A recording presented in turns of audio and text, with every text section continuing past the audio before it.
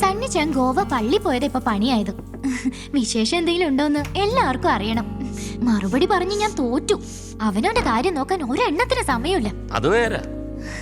പേരുമുട്ടിലെ ശോശക്കുട്ടി എന്നോട് പറയുവാ, ഇതിപ്പോ കർത്താവ് മാത്രം വിചാരിച്ചിട്ട് കാര്യമില്ല, നമുക്ക് ശുഷ്കാന്തി വേണമെന്ന്. ഇപ്പൊ തന്നെ ശുഷ്കാന്തി കുറച്ച് കൂടുതലാ. ഇനി അതങ്ങോട്ട് കൂട്ടിക്കഴിഞ്ഞാൽ ചത്തു പോത്തേ ഉള്ളു. സണ്ണിച്ചായ ഒരു നല്ല കാര്യത്തിന് വേണ്ടിയല്ലയോ? ചാവുന്നെങ്കി ചാവട്ടെ, ഇങ്ങോട്ട് വാ. അയ്യോ, എന്റെ ആൻസി, എനിക്കൊരു സംശയം. നീ സന്താന നിയന്ത്രണത്തിന്റെ കാര്യമൊക്കെ പറഞ്ഞ് അച്ഛനോട് കുമ്പസാരിക്കാറുണ്ടോ? നാണല്ലേ ചോദിച്ചിന്? ഇതൊക്കെ തമ്പരാൻ അറിയാവുന്ന കാര്യമല്ലയോ? അച്ഛനോട് പറയാൻ കൊള്ളാവുന്ന കാര്യമാണോ? അല്ല, ഞാൻ ആലോചിക്കുമായിരുന്നു, ഇനിയിപ്പോ 1-2 കൊച്ചുങ്ങൾ കൂടെ ആയാലും എനിക്ക് കുഴപ്പമൊന്നുമില്ല. ഞാനെല്ലാത്തിനും റെഡിയാ.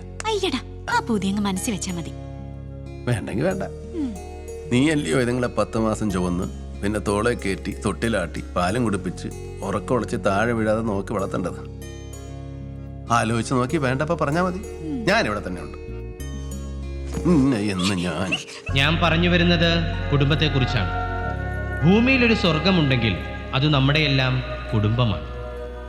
അതുകൊണ്ട് എല്ലാം നമ്മൾ കുടുംബത്തിൽ നിന്ന് തന്നെ ആരംഭിക്കണം. കുടുംബത്തിന്റെ ഭദ്രതയും ദൃഢതയും ബാധിക്കുന്ന രീതിയിൽ നാം ഒന്നും ചെയ്തുകൂടാത്തതാണ്. നിനക്ക് കെണിയൊരുക്കുവാൻ സാത്താൻ ഒരു നിഴല് പോലെ നിന്റെ കൂടെ തന്നെ ഉണ്ടെന്നറിയുക.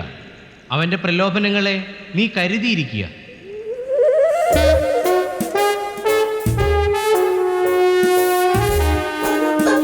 രക്ഷകനായ ദൈവത്തോട് നാം മുട്ടിപ്പായി പ്രാർത്ഥിക്കും.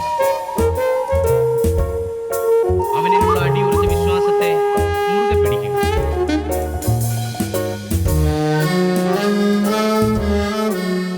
പ്രലോഭനങ്ങളിൽ നിന്ന് എന്നെ കാത്തോളണേ കർത്താവേ.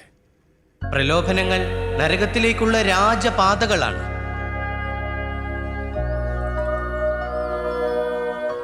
തിരുവനന്തപുരത്ത് നടക്കുന്ന പരിപാടി 1-2 കേസിന്റെ ഡീറ്റെയിൽസ് എടുക്കണം. പിന്നെ സെക്രട്ടേറിയറ്റ് കയറി എൻ്റെ പബ്ലിക് പ്രോസിക്യൂട്ടർ നിയമനത്തിന്റെ പേപ്പർ എന്തായെന്ന് അറിയണം. ഉള്ളത് പറഞ്ഞ അത് തന്നെ പ്രധാനം. നീ വരുന്ന നമുക്കൊന്ന് ചുറ്റിയടിച്ച് ആഘോഷിച്ചു വരാം. ഞാനെങ്ങുമില്ല. ഗോവ ട്രിപ്പിന്റെ ക്ഷീണം ഇതുവരെ തീർന്നില്ല. അതിനിപ്പോ തിരുവാവും. കാശ് എത്രയാ പൊടിഞ്ഞത്?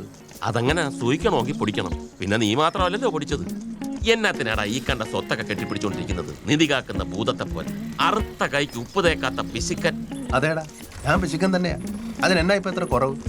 എനിക്കിപ്പോ കാണുന്നൊന്നും ഞാനായിട്ടുണ്ടാക്കിയതല്ല. അപ്പനപ്പൂപ്പന്മാരോട് തന്നേച്ചു പോയതാ. അത് നഷ്ടപ്പെടുത്താതെ അടുത്ത തലമുറ ഏൽപ്പിക്കുക എന്നുള്ളതാ എന്റെ കടമ.